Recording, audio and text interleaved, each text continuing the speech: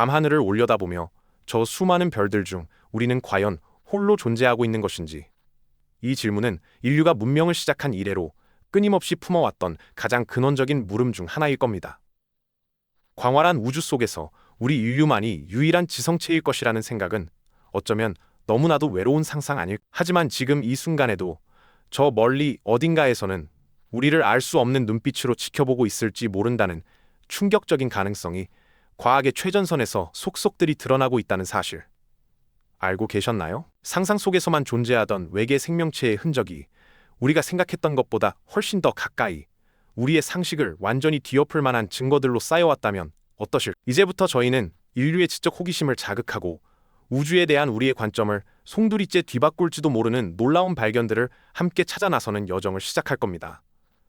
지금까지 우리가 미처 알지 못했거나 혹은 애써 외면했던 우주의 비밀스러운 단서들을 통해 그 오랜 질문에 대한 답을 함께 찾아보는 시간을 가져보시죠. 드넓은 우주 속에서 어쩌면 우리는 결코 외롭지 않았다는 사실을 마주하게 될지도 모릅니다. 먼저 우주 속에서 우리가 느끼는 외로움의 역설에 대해 이야기해 볼까요? 망원경 기술이 발전하고 우주 탐사가 활발해지면서 우리는 상상조차 할 수 없을 만큼 엄청난 수의 외계 행성들이 존재한다는 사실을 깨닫게 되었습니다.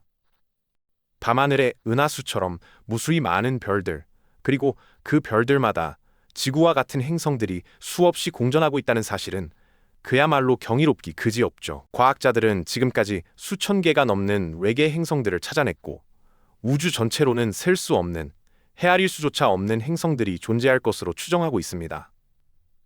이 중에는 우리 태양계 밖에서도 생명체가 살 수 있는 환경을 갖춘 행성, 즉 골디락스 존에 위치한 행성들도 적지 않게 발견되고 있습니다. 이른바 골디락스 존이라는 것은 별에서 너무 가깝지도 너무 멀지도 않아서 물이 액체 상태로 존재할 수 있는 적정 온도를 유지하는 영역을 말하는데요.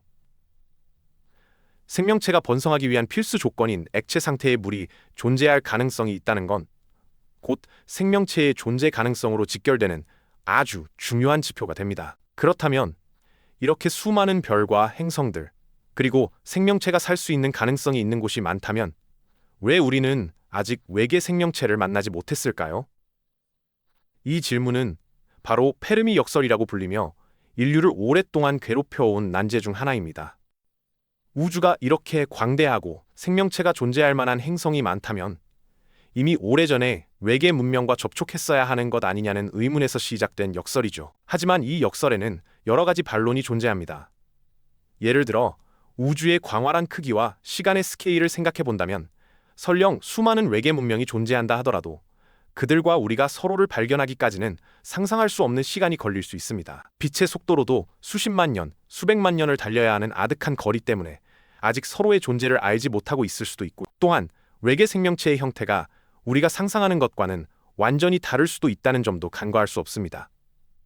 우리가 알지 못하는 방식으로 존재하거나 혹은 너무나 발전해서 우리와 같은 원시적인 문명과는 접촉할 필요성을 느끼지 못할 수도 있겠죠. 이처럼 우리가 아직 외계 생명체를 직접 만나지 못했을 뿐 그들이 존재할 가능성은 과학적으로 충분히 뒷받침되고 있는 겁니다. 밤하늘을 수놓은 무수한 별들처럼 우주에는 우리가 아직 발견하지 못한 혹은 상상조차 하지 못할 생명체들이 가득할지도 모른다는 막연한 기대감과 함께 미지의 우주에 대한 약간의 불안감까지 동시에 느끼게 되죠. 우리가 우주 속에서 외롭지 않을지도 모른다는 이 희망적인 상상은 단순히 상상으로만 그치지 않습니다. 실제로 우주가 우리에게 보내는 듯한 미스터리한 신호들이 포착되기도 했으니까요. 실제로 인류는 오랜 시간 동안 우주 저편에서 들려오는 소리에 귀 기울여 왔습니다.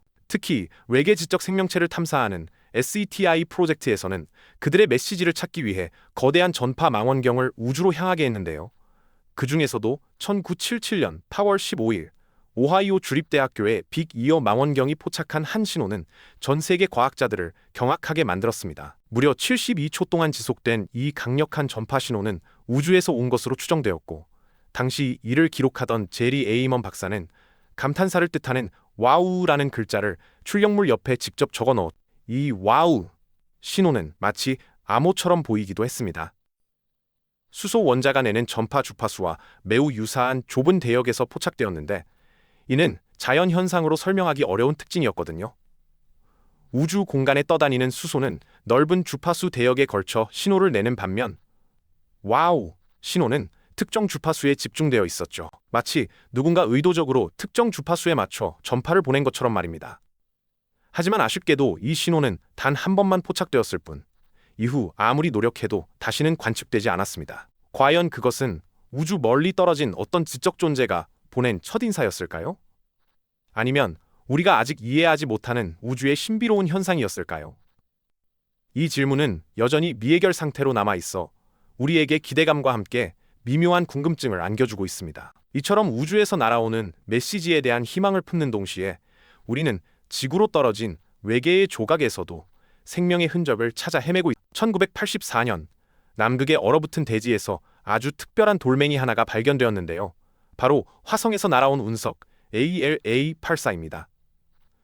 이 운석은 약 40억 년 전 화성에서 형성되었고 이후 소행성 충돌로 우주 공간을 떠돌다 지구로 떨어진 것으로 추정되어. 그런데 1996년 이 운석을 분석하던 과학자들은 현미경으로 이 돌멩이 내부를 들여다보다 놀라운 것을 발견했습니다. 아주 작은 규모의 미세한 구조물들이 운석 안에 촘촘히 박혀 있었던 겁니다. 이 구조물들은 마치 지구의 박테리아 화석과 유사한 형태를 띠고 있었고, 그 주변에서는 생명 활동과 관련된 광물 성분들도 함께 확인되었습니다. 당시 과학계는 발칵 뒤집혔습니다. 이것이 만약 화성 미생물의 흔적이라면 인류는 드디어 외계 생명체의 존재를 직접적으로 확인하는 역사적인 순간을 맞이하는 것이었습니다. 물론 이후 수많은 과학자들이 이 발견에 대한 검증과 반론을 제기하며 열띤 논쟁을 벌였습니다. 구조물이 너무 작아 생명체라고 보기 어렵다는 주장부터 지구에서 오염되었을 가능성까지 다양한 의견들이 쏟아져 나왔죠. 하지만 이 논란은 역설적으로 화성에 생명체가 존재했을 가능성에 대한 인류의 관심을 폭발적으로 증가시키는 계기가 되었습니다. 현재 화성 표면을 탐사하는 로버들은 바로 이 질문에 대한 답을 찾기 위해 고군분투하고 있고요. 붉은 행성 화성의 숨겨진 비밀이 언제쯤 완전히 밝혀질지 그 탐구의 열정은 식을 줄 모릅니다. 우리가 외계 생명체를 찾아 우주 저편을 탐색하는 동안 지구 내부의 극한 환경에서도 놀라운 생명체가 발견되기도 했습니다.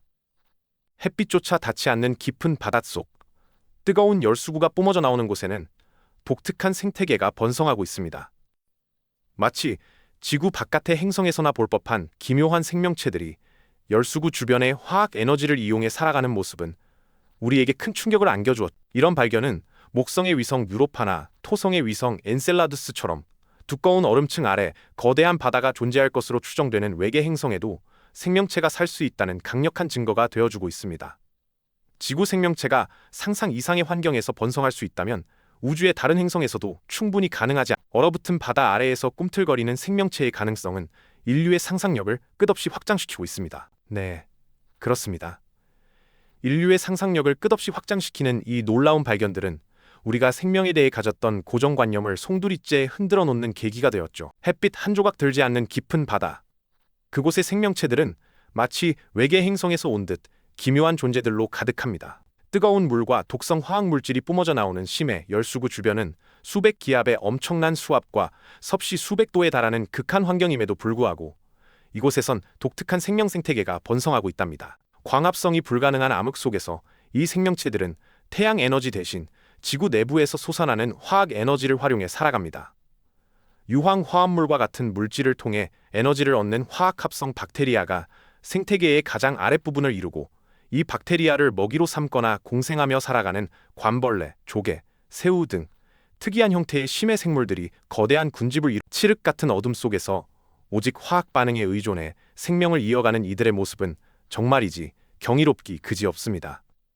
지구라는 행성 안에서도 이렇게나 다양한 생존 방식이 존재한다는 사실은 우리가 우주를 바라보는 시각을 완전히 바꾸어 놓았습니다. 이러한 심해 생명체들의 발견은 단순히 지구의 생물 다양성을 넓히는 것을 넘어 우주 속 다른 행성에서의 생명체 존재 가능성에 대한 강력한 단서가 되어주고 있습니다. 특히 목성의 위성 유로파나 토성의 위성 엔셀라두스처럼 두꺼운 얼음 지각 아래 거대한 액체 상태의 바다가 존재할 것으로 예측되는 외계 행성들의 경우 그 환경이 지구의 심해, 열수구와 놀랍도록 유사할 수 있다는 점에서 과학자들의 기대를 한껏 모으고 있습니다. 유로파와 엔셀라두스는 태양으로부터 멀리 떨어져 있어 표면 온도가 영하 100도를 훌쩍 넘는 혹독한 환경이지만 강력한 중력으로 인한 내부 마찰열이 얼음 아래 바다를 따뜻하게 유지하고 심지어 해저 화산 활동을 통해 지구의 열수구처럼 화학 에너지를 공급할 가능성도 제기되고 있습니다. 만약 이 가설이 사실이라면 이들 얼음 위성들의 심해에도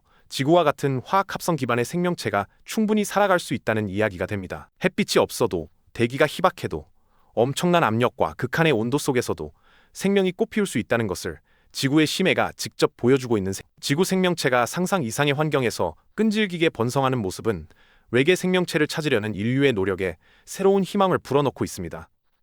과거에는 생명체가 존재하려면 반드시 태양빛과 온화한 기후가 필요하다고 생각했지만 이제 우리는 생명의 정의와 생존 조건에 대한 관점을 훨씬 더 넓게 가져갈 수 있게 된 것이죠. 이처럼 놀라운 발견들은 우리가 우주에서 혼자가 아닐 수도 있다는, 어쩌면 우리 주변 곳곳에 이미 생명체가 존재하고 있을지도 모른다는 가능성을 더욱 굳건하게 뒷받침해주고 있어. 미지의 바닷속에서 꿈틀거리는 생명의 신비는 인류의 탐험 정신을 더욱 자극하며 우리가 아직 밝혀내지 못한 우주의 비밀이 얼마나 무궁무진한지를 다시 한번 일깨워주고 있습니다. 이처럼 지구의 깊은 바닷속은 마치 다른 행성의 환경처럼 낯설면서도 생명이 꽃피울 수 있다는 경이로운 사실을 우리에게 보여주고 있습니다.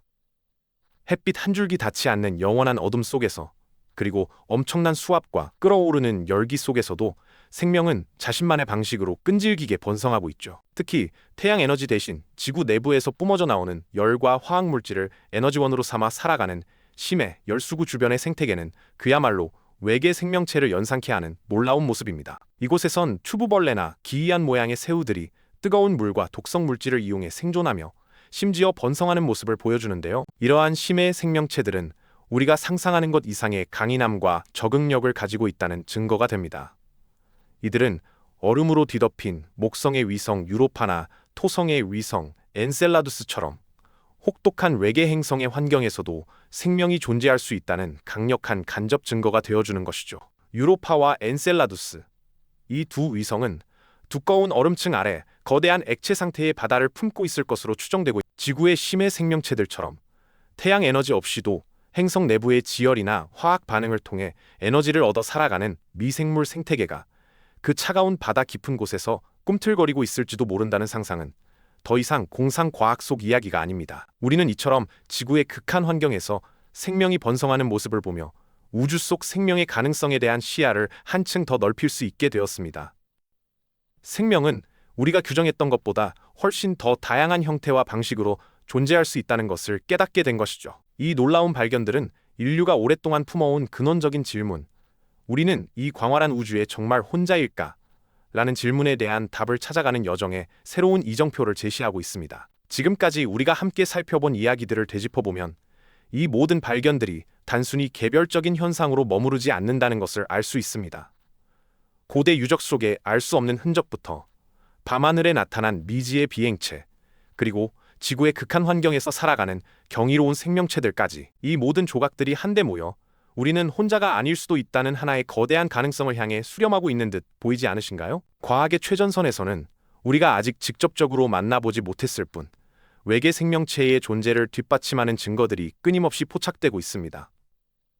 어쩌면 그들은 우리가 상상하는 것과는 전혀 다른 방식으로 아주 가까운 곳에 혹은 아주 먼 우주 어딘가에 이미 존재하고 있을지도 모른다는 것. 이처럼 미지의 존재를 향한 인류의 끊임없는 탐구와 도전이야말로 바로 우리라는 존재의 본질이 아닐까 싶습니다. 우리가 살아가는 우주가 얼마나 광활하며 또 얼마나 많은 비밀을 품고 있는지 다시 한번 깨닫게 되는 순간입니다. 이 모든 퍼즐 조각들이 맞춰지면서 외계 생명체라는 개념이 더 이상 공상과학 영화 속 이야기가 아니라 우리의 현실 속에 아주 강력하게 자리 잡은 가능성으로 다가오는 압도적인 경이로움과 전율을 느끼게 됩니다. 우리가 우주에 대해 가진 관점이 확장되는 지적인 충격은 인류의 상상력을 끝없이 자극하고 있죠. 외계 생명체를 탐사하는 일은 단순히 우리와 다른 존재를 찾아 나서는 것을 넘어 우리 자신과 생명의 본질, 그리고 우리가 속한 이 광대한 우주의 의미를 깊이 탐구하는 과정과도 같다고 볼 수 있습니다. 이 근원적인 질문에 대한 답을 찾아가는 여정,